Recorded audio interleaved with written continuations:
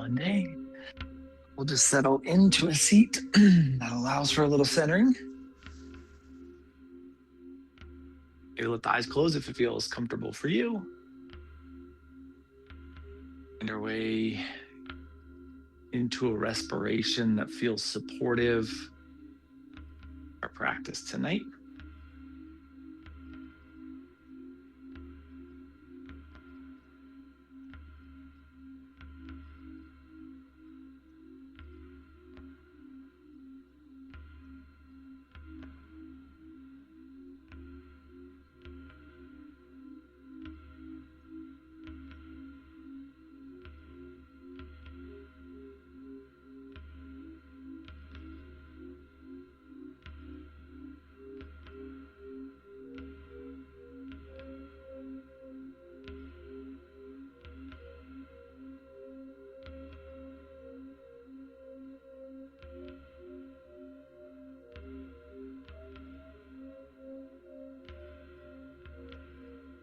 We'll give ourselves just 30 more seconds here.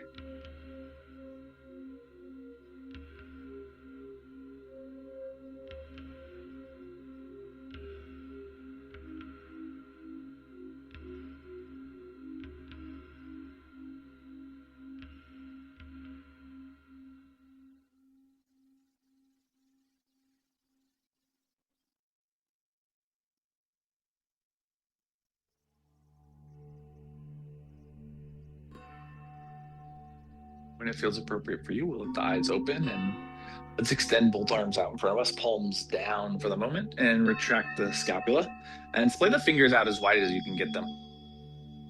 And then just imagine there's a balloon floating up against your hands and that it's pretty full so that it's pushing against you, but you're trying to push that down without changing the position of your hands so that there's force pushing up and you're gently pushing that down and trying to keep the hands right where they are, but big and active. And then keep that energy and let that balloon just lift the hands like you're trying to push against it. And then eventually the hands are going to go all the way overhead. And then we'll just exhale and bend the elbows to 90 degrees so that they come straight out. The upper arm comes straight out from the shoulder socket. And then exhale and bring the elbows and the hands together. Inhale, let's just sweep the arms all the way up and overhead. Palms face towards the front of the room and fingers are splayed out wide. And then inhale and bend the elbows. So draw into that width and then exhale and bring the hands and elbows together. And this time tuck the elbows down towards the belly button or as close as we can get there. And then tuck the chin and let the index fingers rest on the forehead. Now you may note that the shoulder capsule is kind of squeezing and we're hunching forward. Try to retract the scapula once again without losing the elbow connection. A lot of work in that medial edge of the subscapular musculature as you try to peel that open. And then exhale and release the elbows out wide. Fingers point up towards the ceiling. And then we'll just exhale into a forward fold. So from whatever seat we're in, we're just gonna find a fold. Pause for a minute there and allow the shoulder structure to just relax.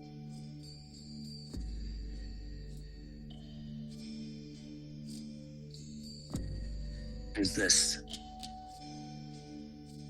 expert otter and her apprentice, and they're in a river, and they're scooping clay from the bottom of the riverbank.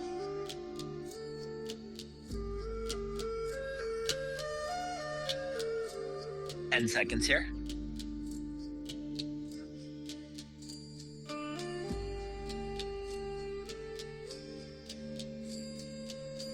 When it feels appropriate, let's work our way back up into seat. And change the positioning of the feet if you have the legs crossed. So if the legs are crossed, we're going to change the positioning of the feet. If you don't have the legs crossed, no problem. We're just going to stay exactly where you are. And we'll extend the arms out in front of us again and splay the fingers out wide and retract the scapula. And this time, imagine that you have a ball in each hand. So instead of one big ball, now we have a ball or a balloon pressing against each hand. And we're just going to try to hold that same amount of energy. And then allow the left hand to go up, but keep the right hand pressing against that ball. And then push that ball back down with the left hand. Like there's a force there that you're really energizing against.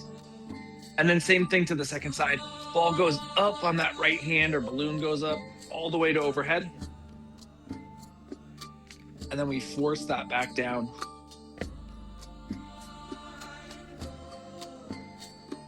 And then let each hand lift back up, both arms overhead. And we'll exhale the elbows out wide. And then inhale the elbows and hands together. And exhale back out wide. And inhale back together.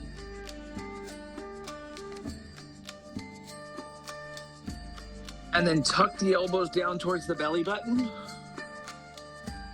And try again to broaden across the scapula. A lot of work for minimal amount of movement here.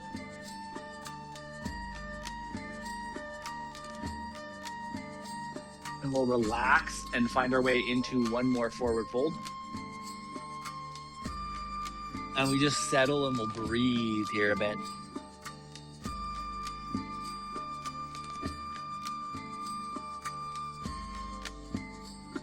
So this master potter and this apprentice are filling these wicker baskets with as much of this clay as they can scrape off the bottom of this river.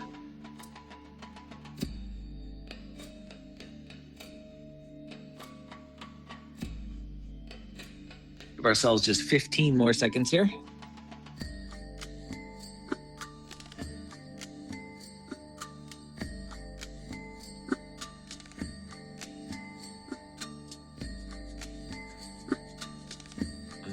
Appropriate, we'll walk our way back up into a seat, and let's transition to hands and knees, tabletop. Get as wide as we can in our tabletop. Think about that width across the shoulder girdle. And then take your weight maybe into your right hand. If you can keep the weight equally distributed, you can do that too. And we're going to lift up the left heel of the hand. So we can have more weight in the right hand, or we can have an equal amount of weight in both hands, but the heel of the left hand lifts. And then we'll relax the heel of the left hand down. And we'll do the same thing to the right side. Right heel of the hand lifts. We're on the finger mound. You can have more weight in the left hand if that feels better for the wrist, but if you could have equal weight in both hands, have equal weight in both hands. And then we'll relax the right heel down.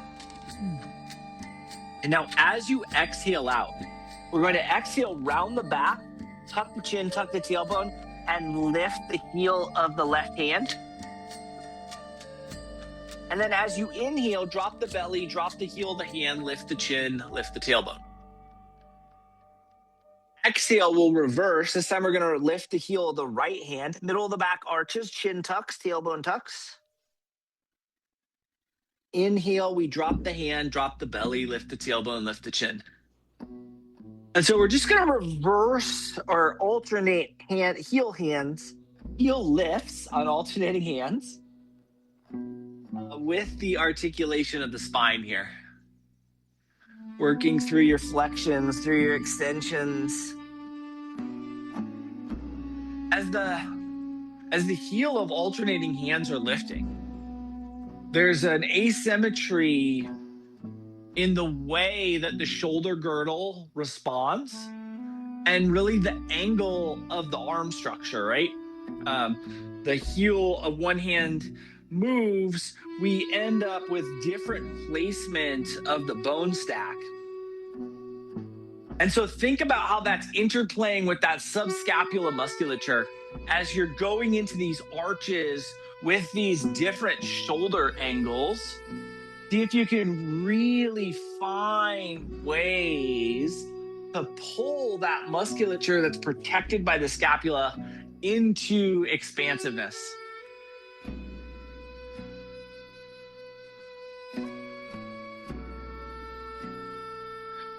And let's do one more to each side, or until you feel balanced, with no rush to complete at all.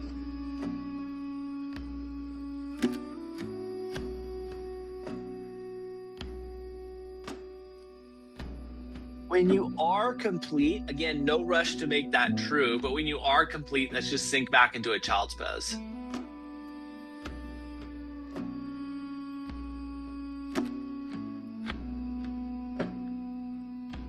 And when you settle into your child's pose, again, no rush to make that happen, but when you settle into that child's pose,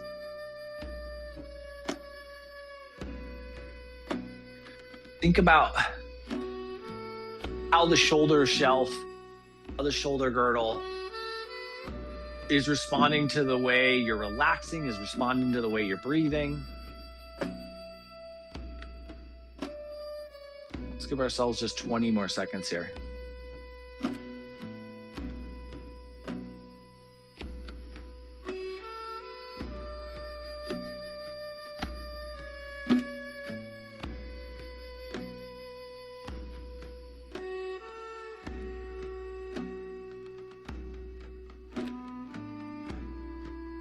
And when it feels appropriate for you, we can pull ourselves forward to hands and knees tabletop. And from hands and knees tabletop, curl your toes, lift your seat, and find your way into the first down dog of practice. To get here, pedal this out a bit. Drive energetically into those alternating legs. Keep your weight loaded in your hips.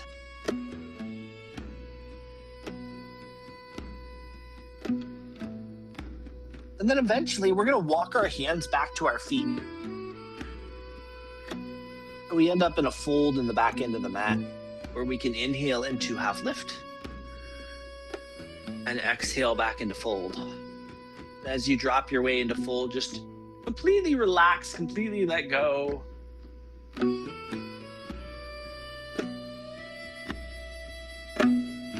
Really feel the weight drop into the head. And then eventually, let's drift our awareness to our sacrum and we'll roll ourselves up vertebrae by vertebrae, nice and slow, rising into mountain. And eventually getting the verticality of the spine, squeezing the glutes. We're going to take the weight into the left leg and just lift the right knee. You do not have to bring that right foot off the ground. If the balance doesn't feel there, you can stay with the toe mound connected or the tip toes connected. But if we feel like we're comfortable with that lift, let's just get that lift. And then we're gonna very slowly extend that right leg out in front of us so we land in a lunge. And as you land in a lunge, particularly when we're coming in a reverse direction of what is typical, notice where the weight discrepancy is. Very easy to super load the front leg here. And so I want you to really feel what it feels like to push back into the left leg and energize that left leg. And then sweep yourself up into crescent. And then we'll float the hands down to the mat and step the right foot back into down dog.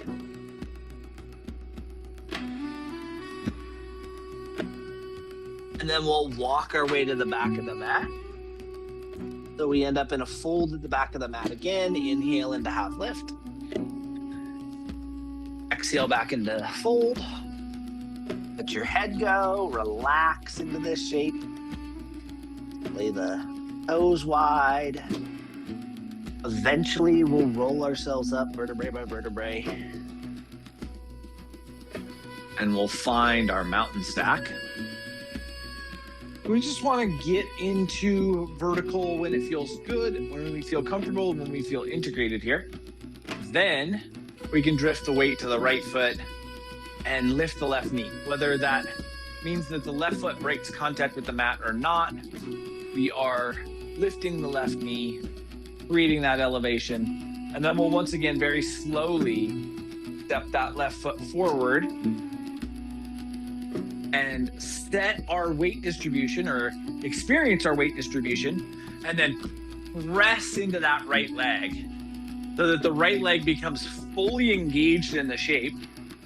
And from that full engagement, we can inhale and sweep the arms up and overhead. And then we have our crescent V2. And we'll drop our hands to the mat. Step our left foot back into down dog. Pedal this out once again. See if you can feel a difference from version A to version B. And let's come down to hands and knees tabletop. We'll flip the tops of the feet and once again sink our way back into child's pose. We landed in child's pose here. Now we have a little bit more hip awareness. First time we were in child's pose, we were pretty shoulder centric. Now we have this added layer of hip engagement. See if you can relax a little bit deeper. And so this master potter and this apprentice, they've been at this process of pulling clay out for hours now. And they are after this very specific spot in the river with this very specific pure white clay. And it's deep into this river, so the work is both laborious and cold.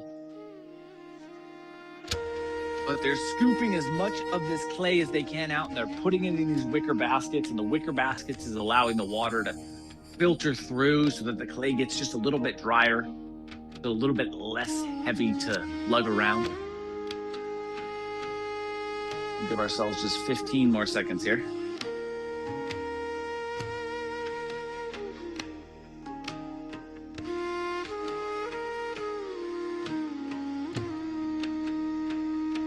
And when it feels appropriate for you, let's pull ourselves forward to hands and knees tabletop. And from hands and knees tabletop, let's bring our right hand to heart center, send our left leg straight back and behind us, and roll to this little modified side angle. Left arm reaches straight up from the right. Think about stacking the shoulders and energizing the width of the shoulder girdle. You can, or you potentially can, come up onto the finger mound here of the right hand if that feels okay for your right wrist. A little bit of additional wrist challenge.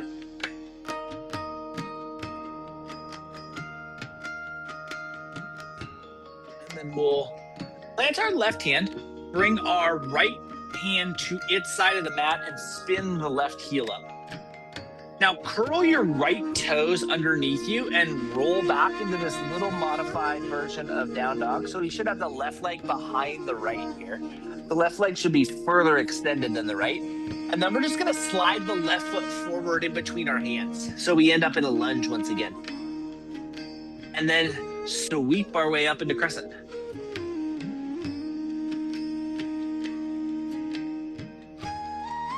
Push back all the way into the engagement of the right leg. And then once you get that right leg fully engaged, think about pressing forward until you get the tibia and fibia of the left leg to run vertically. And see what that does to the anterior sheath of musculature on the right thigh. And then we'll drop the hands down to the mat. Step back into down dog. And try to find balance between the anterior musculature of the legs. And then we'll come down to hands and knees tabletop. And we'll bring the left hand to heart center, send our right foot straight back and behind us. You can ground that right heel and allow the right arm to reach up into this little modified side angle. Again, you can lift the heel of the left hand if that feels comfortable for you. You do not need to. It does help really keep the energy from all dumping into the heel of the hand if the wrist can take it.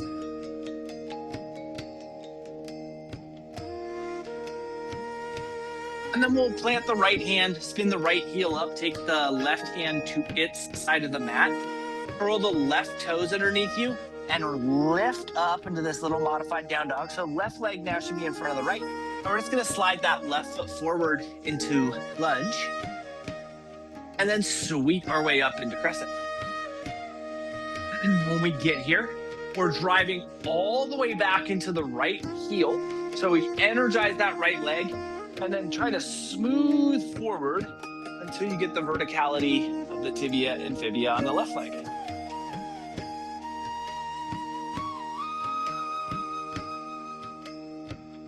And we'll drop our hands to the mat. Step our left foot back into down dog.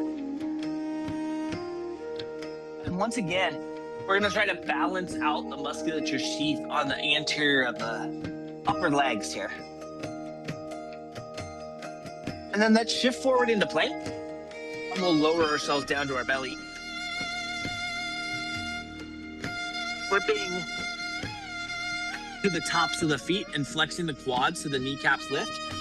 Keep your hands right where they are, and squeeze your elbows in towards your rib cage. And then just lift your forehead maybe 1/4 of an inch off the mat.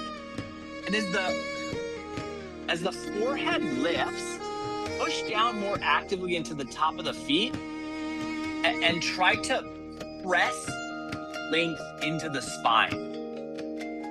So energizing the tops of the feet and like trying to drive your head beyond the front of your mat.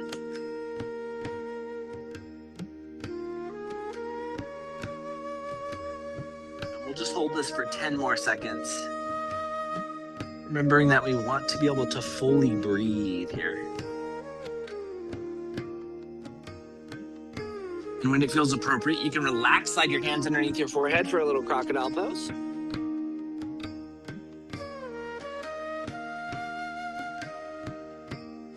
just settle your way into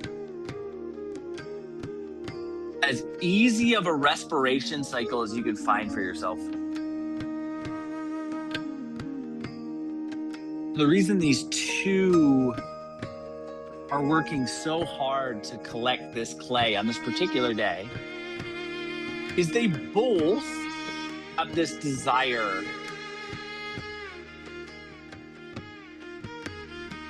to create like their magnums.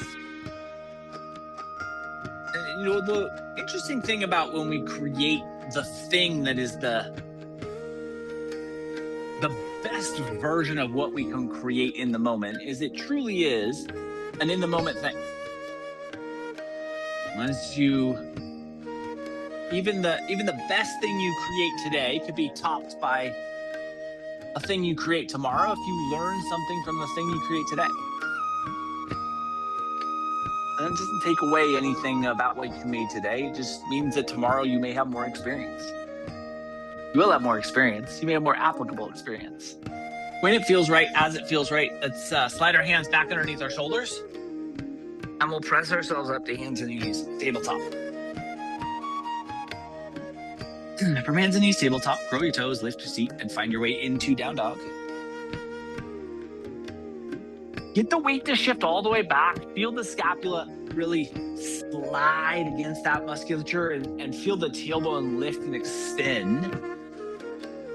And then let's extend our right leg straight back and behind us. And then we'll step our right foot forward and into lunge. And as the right foot lands, bring your right hand to the medial edge, the big toe edge of your right foot, and ground your left heel. And then let your left hand open up into a side angle here. The traditional side angle, right? We did a heavily modified side angle to start. Now we're in a traditional side angle.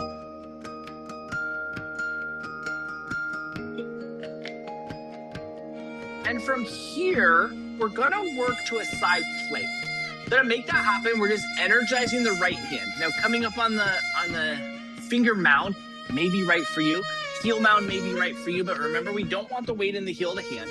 And then we're just gonna slide our right foot straight back so that we end up being able to find our stability for side plank. And then we'll let our left hand come down to the mat and find a traditional plank setup. And then lift your seat into down dog. Drive the energy back, feel the scapula shift, feel the hip and the weight in the hips shift. And then let's move to the second side. Left foot extends straight back and behind us. And then we'll step our left foot forward into lunge. Round the right heel, bring the left hand to the medial edge, big toe edge of the left foot, and we'll open up to side angle, side two.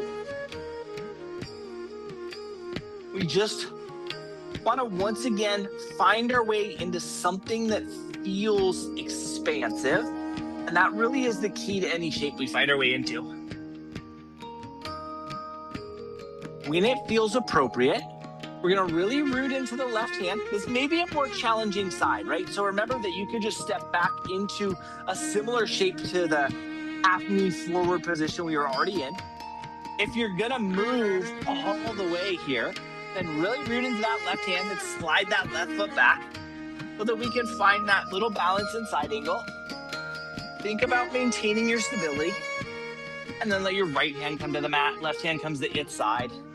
And we'll lift back into down dog. Breathe and shift your weight back into your hips.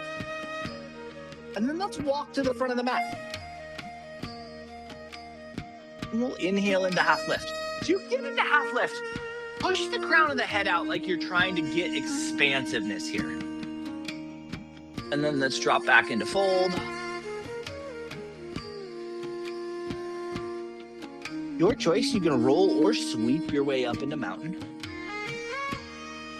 We're gonna find our way in a mountain. Lay the toes out, bring the hands to heart center. Just feel your body here. Give the glutes a little squeeze, maybe 10 to 15%. And think about the entirety of the body just becoming a rigid structure. And then let's come up onto the toe mounds for a little balance. Note if your ankles are wanting to bow out. And if they are, press into the big toe side of your toe mounds. Help balance that out. Very easy for the weight to want to fall to that lateral edge. And then slowly drop your heels to the mat. As the heels touch, inhale, sweep the arms up and overhead. And then exhale through forward fold. Inhale into half lift. Exhale back into fold. Plant your hands. We'll walk to down dog. Come down to hands and knees, tabletop. Flip the tops of the feet and sink your way back into child's pose. And as you land in child's pose, once again, just finding your way back to the way that your body wants to respirate here. Giving yourself some ease here.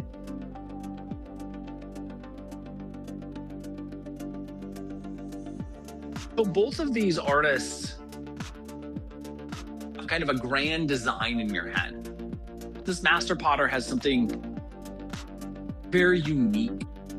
He's thinking of a piece that will allow humans to interact with all of their senses. Something that will have a particular texture when it's touched. Something that will have a visually stunning and unique shape. Something that can be filled with aromatic herbs that will impact the olfactory senses. And something that will create an auditory sound when air moves over the top of it. And so it is very ambitious. And it also has to be this grand, large physical object.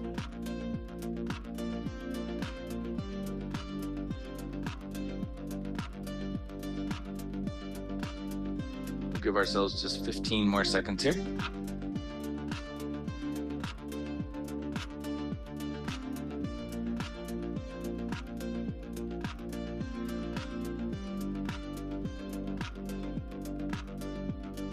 And when it feels appropriate for you, let's pull ourselves forward to hands and knees tabletop. From hands and knees tabletop, let's curl our toes, lift our seat, and find our way back into down dog. And let's slowly walk our hands back to our feet. We'll inhale into half lift. Go back into fold. Your choice, we'll roll or sweep our way up into mountain. In mountain, we're gonna stack the bone structure, particularly in the spinal column, so that we become vertical. And then we'll lift our right leg. Again, this does not mean that the foot needs to break contact. We're just elevating in some way, right? Lightening the pressure in that right leg. And then we're going to slowly step that right foot forward so that we end up in a lunge, sweep our way up into crescent, and then ground your left heel and roll to warrior two.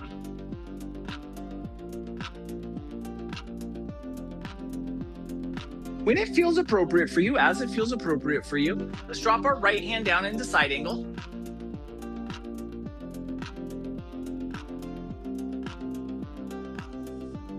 Now you can stay right here if this feels comfortable.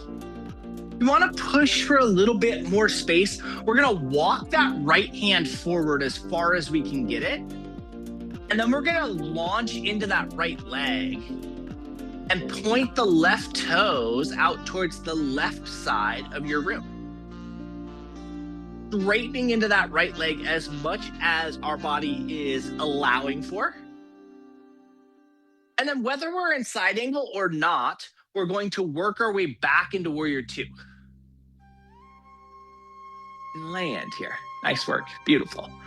Big width across the hip girdle. Spin your left heel up and we'll find crescent. Float the hands down to the mat.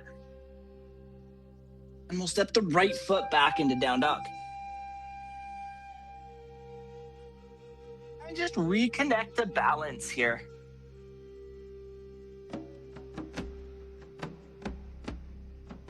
And then let's walk our way back to the back of the mat. Inhale into half lift.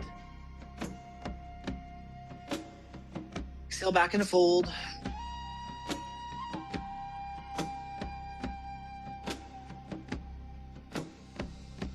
Decide whether you want to roll or sweep your way up into mountain. When we come into mountain here, we stack the bone structure. We feel our body get vertical. And then we'll take this to the second side. So left leg's gonna come off the mat. Left leg is going to lighten this connection, right? So we could have the leg connected either way. And then we'll slowly and delicately step that left leg forward and sweep our way into crescent.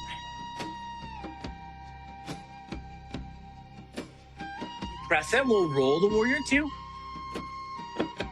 Ground that back heel, open the hips, make sure the left leg isn't collapsing towards the medial line. Then we'll drop the left hand down to the medial edge, big toe edge of the left foot. A little side angle. And we just make our choice here. We can stay in side angle, or we can walk that left hand as far forward as it makes it, and then launch off and extend that right leg straight back, pointing the right toes towards the right side of the room. Just really creating linear angles, right? These big long lines with our body.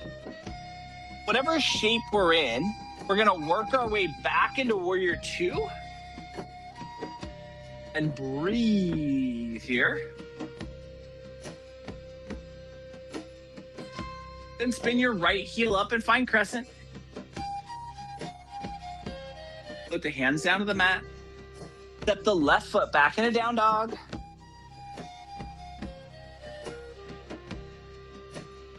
Push back into the hamstrings and heels and see if you can get the quads to engage a bit.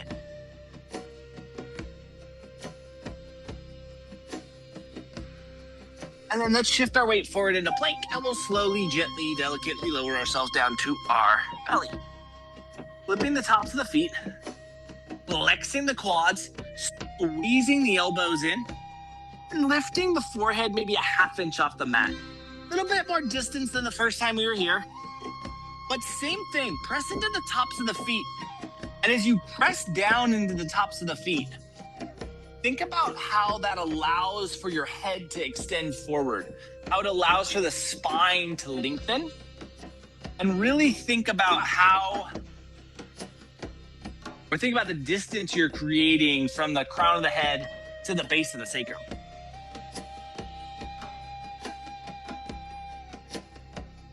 We'll give ourselves just 10 more seconds here.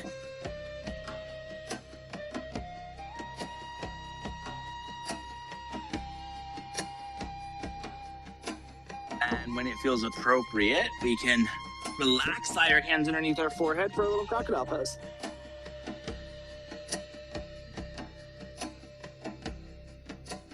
So because this master potter's creation was going to need to be so big, it was going to necessitate a scale so that it could do all of these things that she wanted it to do.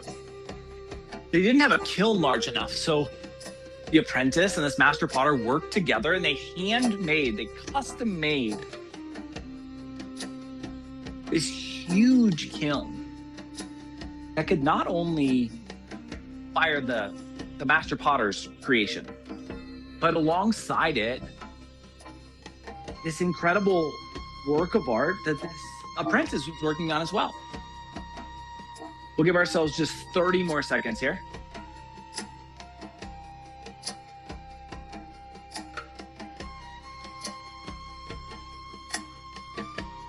Just feeling your body respirate, noticing the circulatory response, noticing the nervous system response.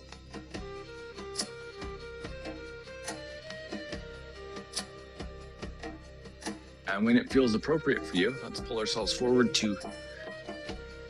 or let's lift ourselves up. We'll slide our hands underneath us and press our way up into hands and knees, tabletop, and then extend our legs straight out in front of us. And as we extend the legs straight out in front of us, let's just pause just to feel staff for a moment, particularly if you were in practice yesterday, just noticing what this shape feels like today, and then finding our way forward into a fold.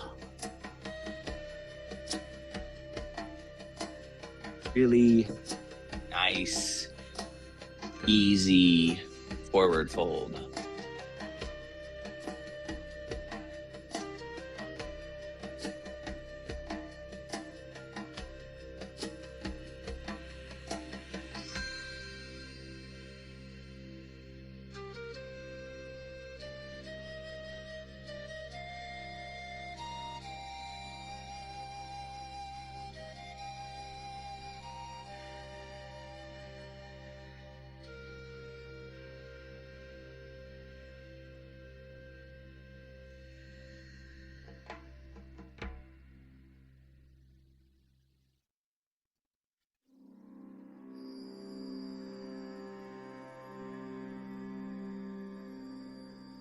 Give ourselves 60 more seconds here.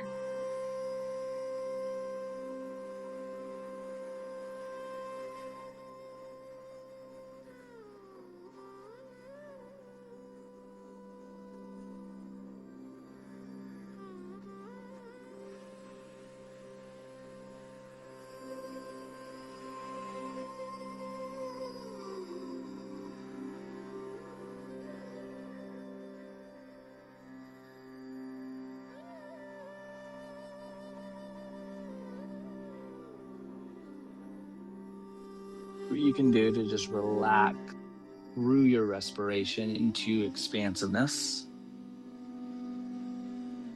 15 seconds here.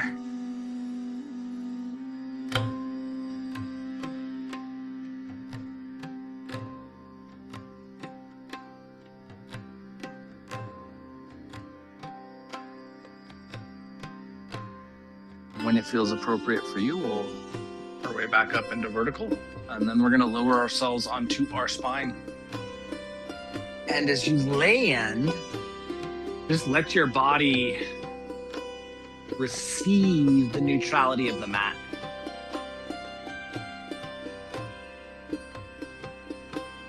That we just feel what we've done within ourselves thus far through practice.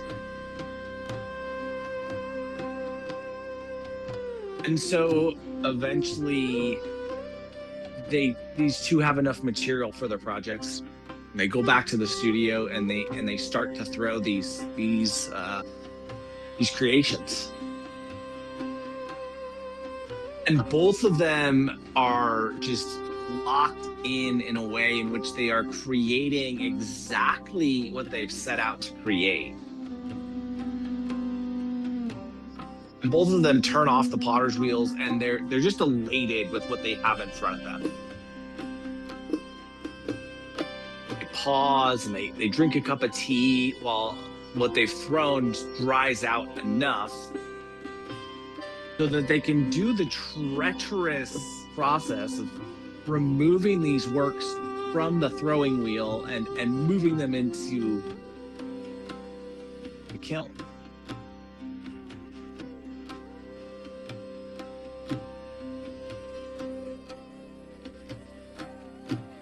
When it feels appropriate for you, as it feels appropriate for you, let's bring our knees into a bent position so the kneecaps can point towards the ceiling. And then let's just start a little lateral sway. Knees start to move, creating lumbar rotation. And just dynamically exploring this space and this arc.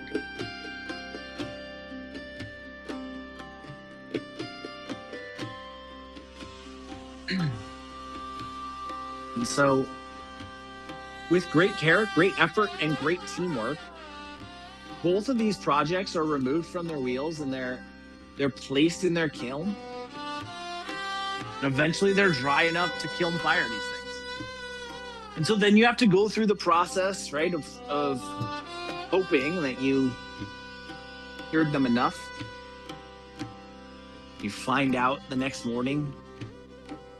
And both of these projects come out of the kiln and they are perfect. They are masterpieces. They are the single best thing each of these people has ever made.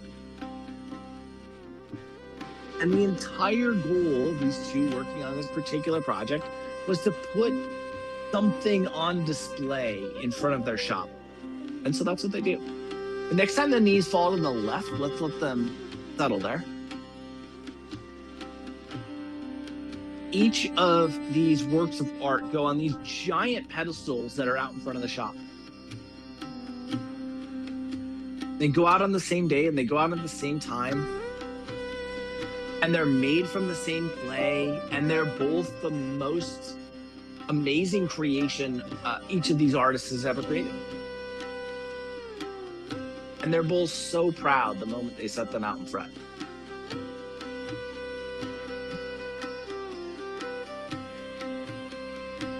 And soon, word spreads through town that these pieces are on display. And so people start to come and observe these things. And pretty quickly, crowds start to gather. But also, pretty quickly, the crowds start to focus their attention on this master potter's work. It is truly something that is unique. It is engaging the five senses. It looks in a way that no one expected pottery to look. It smells in a way no one expected pottery to smell. It sings in a way no one expected pottery to sing. It feels different. And so it just almost inherently becomes the star of the show. Give yourself just 15 more seconds here.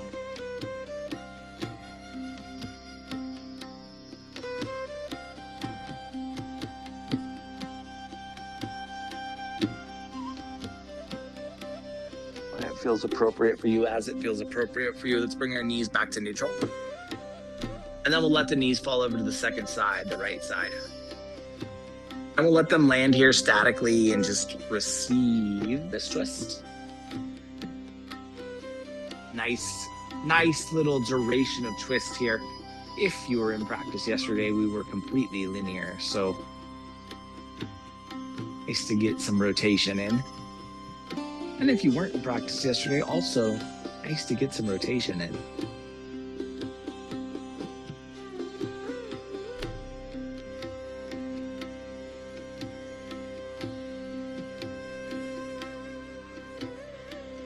And so, as these two artists' most impressive works of their life start to draw different levels of attention, the apprentice starts to get jealous of the attention that his teacher is getting for her work. And you know, in a lot of ways, it's fair, right? His teacher has 30 years of experience in this work of pottery. But at the same time, he was so proud of what he created. It was the best work he'd ever created. He was thrilled to be showing it to the community, and the community just wasn't appreciating it. And so that jealousy starts to build within him. That envy starts to build within him. And one night, when he thinks the entirety of the city is asleep, he goes to the shop and he sees both of these works of art sitting on their respective pedestals. And he walks up to get a closer view of his teacher's work. And before he even knows what he's done, he's pushed it off the pedestal and it's smashed in the ground. And he hears his teacher's voice from in the shop. She was there in the middle of the night for some reason doing some project. And she sees him and she sees her masterpiece crash and shatter. And she screams and she runs outside, and the apprentice runs off into the darkness.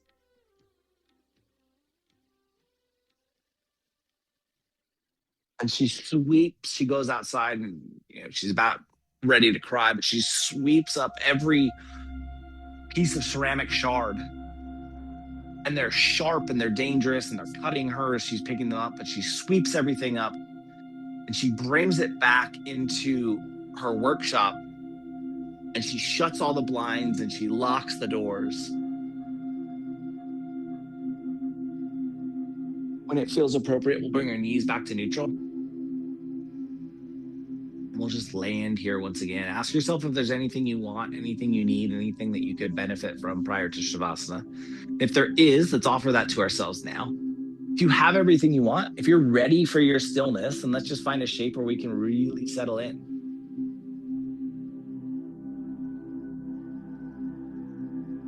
But from that night on, the people in this community rarely see this potter. If they do, it's early in the morning or late at night. And her hands are always cut up. And the blinds stay drawn and the door stays shut. And when people come by to knock on the door or ask to get in the shop, she does not answer.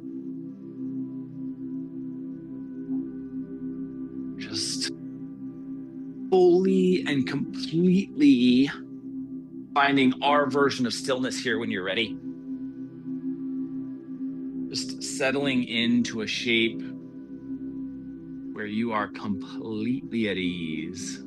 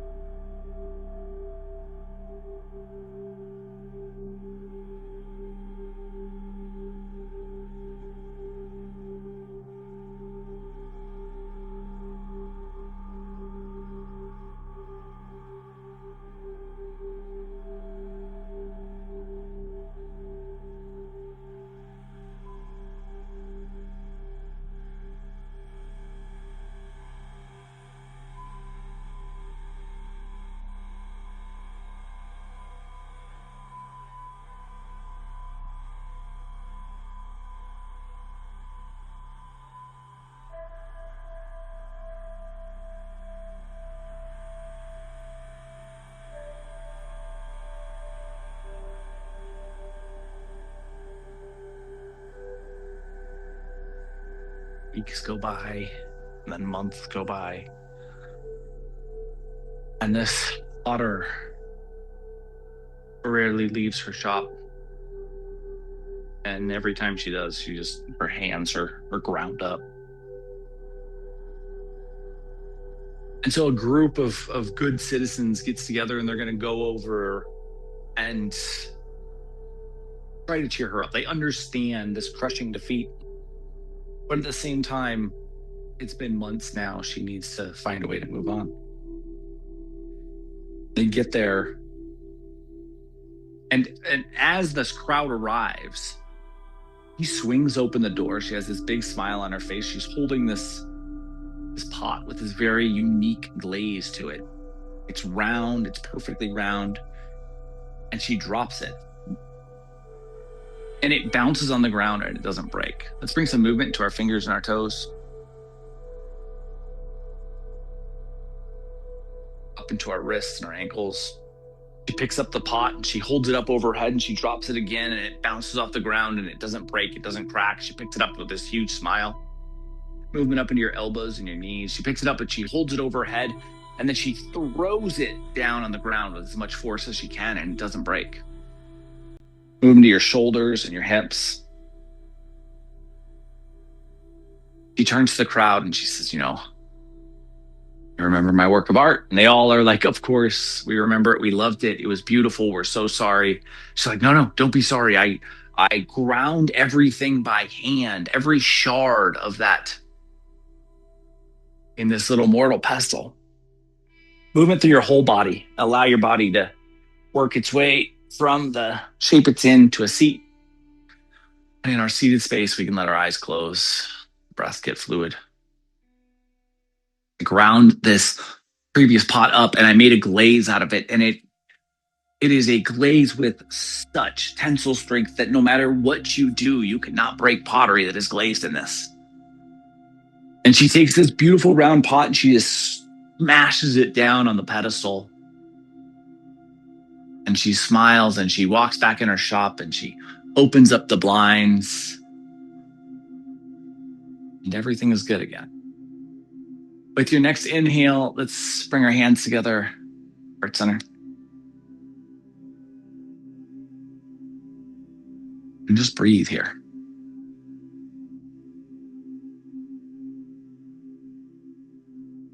Over the course of the next 7 days, can you remind yourself that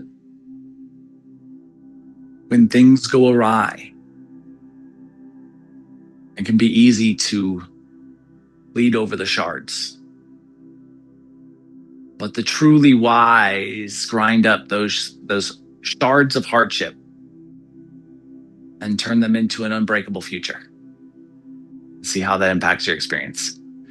Thank you so much for being a part of this evening's practice and for being you. Namaste.